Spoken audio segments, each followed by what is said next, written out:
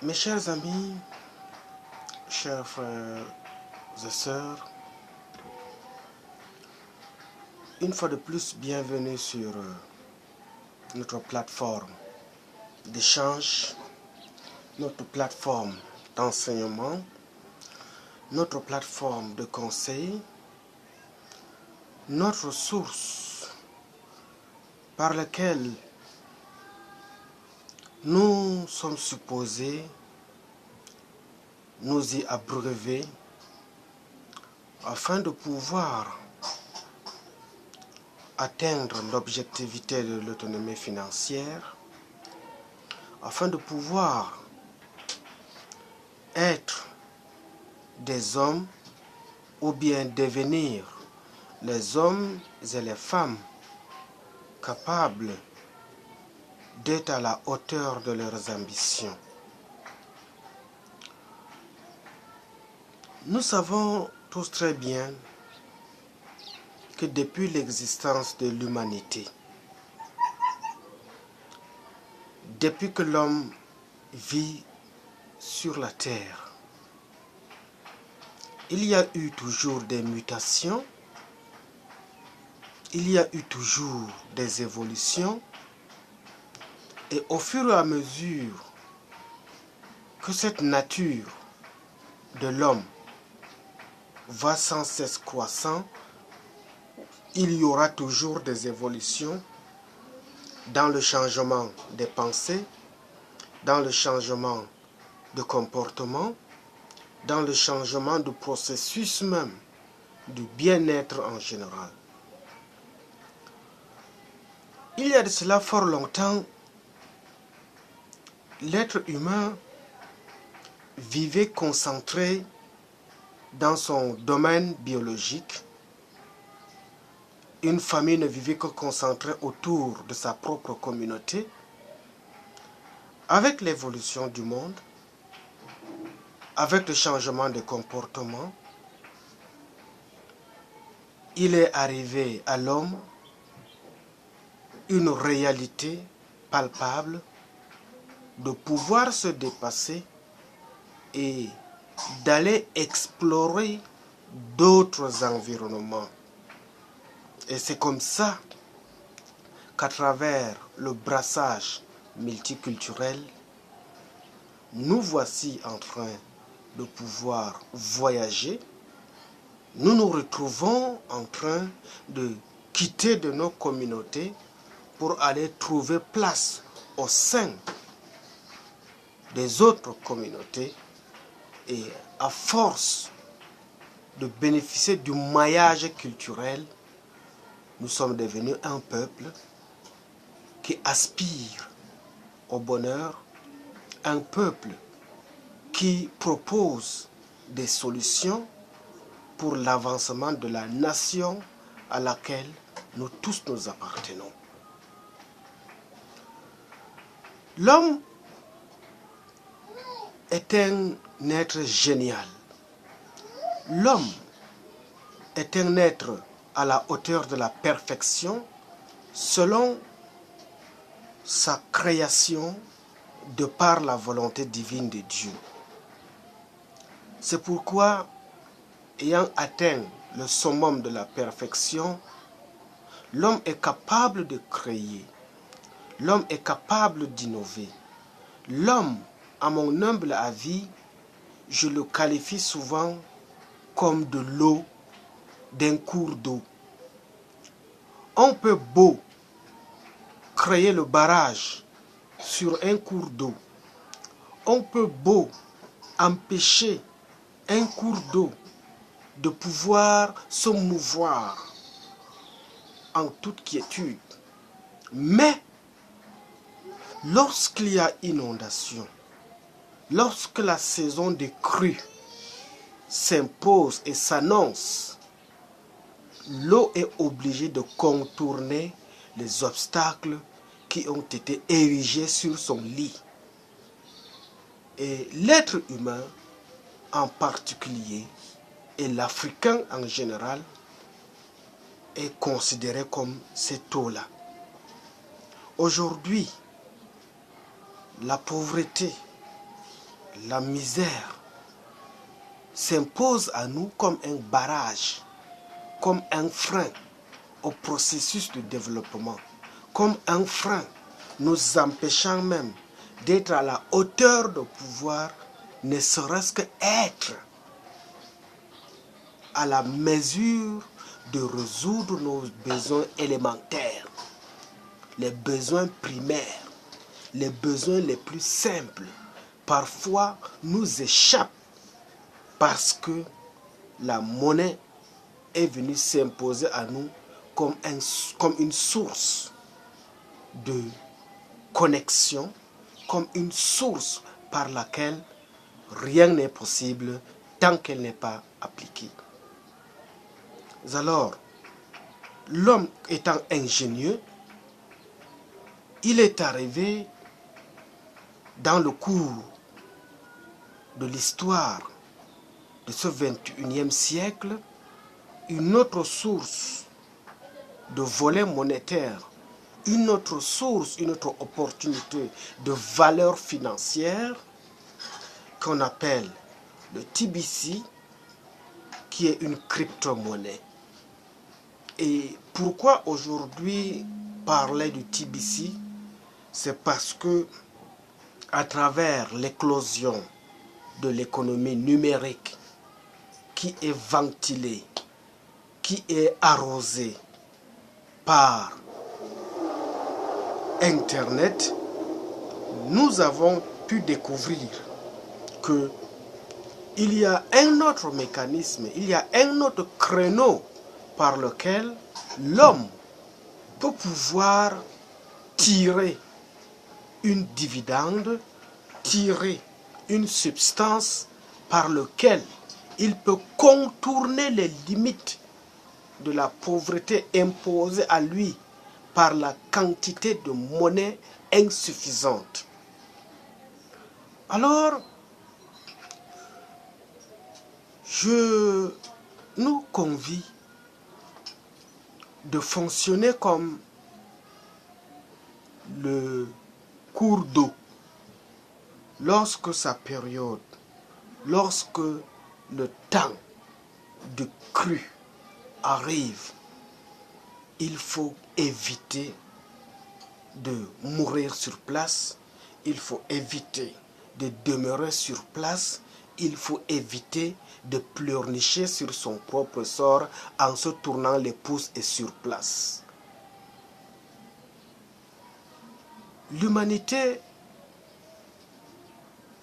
va avancer, mais elle va avancer avec la monnaie actuelle, et l'humanité aussi va avancer en atteignant un certain seuil de croissance avec un plan B qui est celui de l'économie numérique, par lequel les sages, par lequel ceux qui sont entreprenants, par lequel ceux qui ont l'esprit ouvert, par lequel ceux qui croient en l'avenir, par lequel ceux qui croient en leur potentialité, ceux qui croient en leur esprit d'ingéniosité pourront réaliser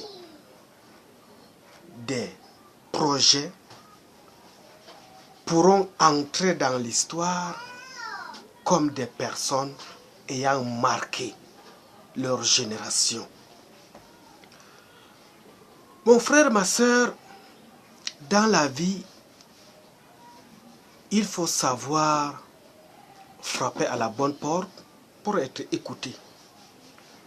Dans la vie, il faut savoir saisir les opportunités pour découvrir ce qui est nouveau. Ne dit-on pas que celui qui frappe à la porte, et surtout à la meilleure des bonnes portes, aura toujours gain de cause, parce que lorsqu'il va poser son problème, il aura quand même une oreille d'écoute attentive qui va pouvoir ne serait-ce que comprendre le souci de ce qui le préoccupe. Aujourd'hui, le souci qui nous préoccupe, c'est la lutte contre la pauvreté. Le souci qui nous préoccupe, c'est la lutte contre la misère. Le souci qui nous préoccupe, c'est d'être des citoyens extraordinaires qui doivent saisir des opportunités nouvelles, qui doivent apporter leur contribution auprès des institutions publiques, qui doivent apporter leur contribution pour soutenir les autorités publiques de nos États afin de pouvoir réaliser un certain nombre des infrastructures en matière de développement inclusif. Nous avons tous bien compris que l'aide bilatérale et multilatérale que nos gouvernements reçoivent de l'extérieur à partir des pays outre-Atlantique sont très nécessaires, sont très importantes, parce que cela nous a permis, ces aides-là nous ont aussi permis de pouvoir atteindre, ne serait-ce que même le développement primaire que nous avons aujourd'hui. Il a fallu que ces aides soient contractées depuis des années pour que nous puissions au moins arriver à avoir ou bien à recevoir l'éducation qui nous permet aujourd'hui de nous exprimer. Mais ces aides ont aussi atteint leurs limites. C'est pourquoi nous ne pouvons pas balayer d'un coup de main ces aides, ces efforts qui sont déjà établis et qui nous permettent aujourd'hui de pouvoir nous sentir comme des êtres normaux. Il est aussi indéniablement important et utile que nous puissions essayer aussi, là où d'autres peuples, là où d'autres pays, là où d'autres continents ont essayé et en ont réussi et ont tiré un très bel exemple de ces opportunités-là. Et ces opportunités, c'est quoi? C'est TBC, de Billion Coin, la pièce qui vaut des milliards. Pourquoi elle vaut des milliards? Parce qu'elle est non compétitive. Pourquoi elle vaut des milliards? Parce qu'elle est un instrument sur lequel est basé le principe communautaire. Pourquoi elle vaut des milliards? C'est parce que sa valeur se repose sur cette masse communautaire et c'est cette masse communautaire-là qui fait la force de TBC, parce que le besoin de développement que va impulser TBC est un besoin qui concerne la communauté mondiale.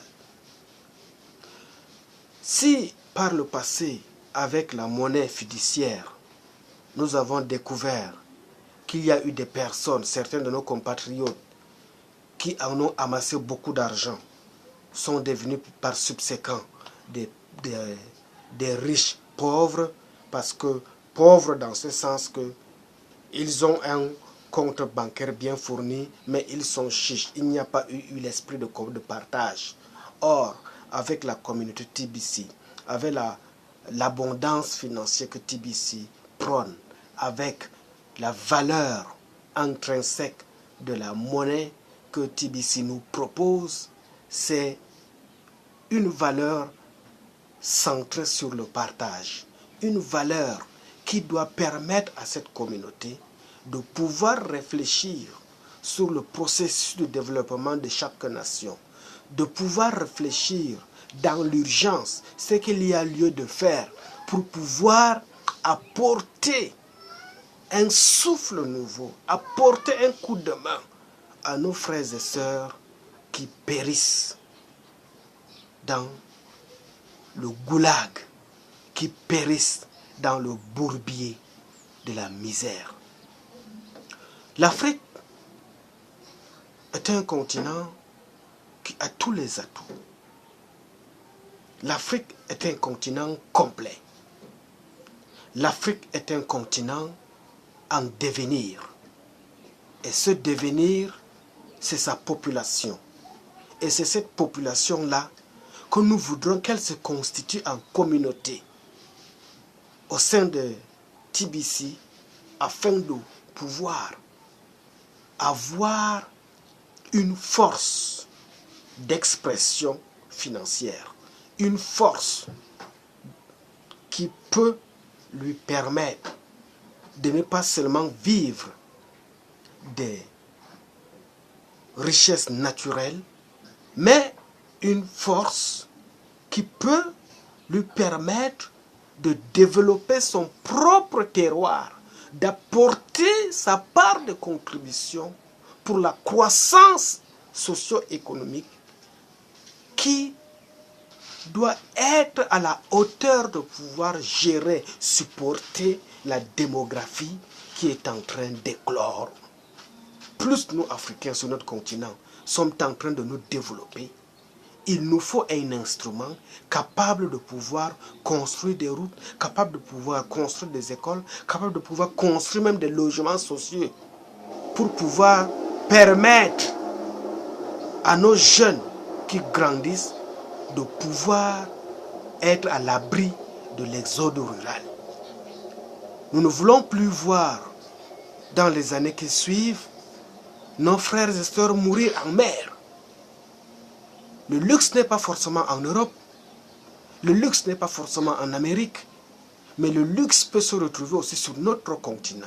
Il suffit savoir d'exploiter notre sagesse, il suffit d'avoir à l'idée que sur la base de notre mobilisation communautaire, nous sommes capables de pouvoir impulser un développement qui peut nous permettre de nous prendre en charge et de pouvoir résoudre notre propre problème. Si tu m'as compris, je te remercie. Que Dieu bénisse ta compréhension et le sens de ton écoute.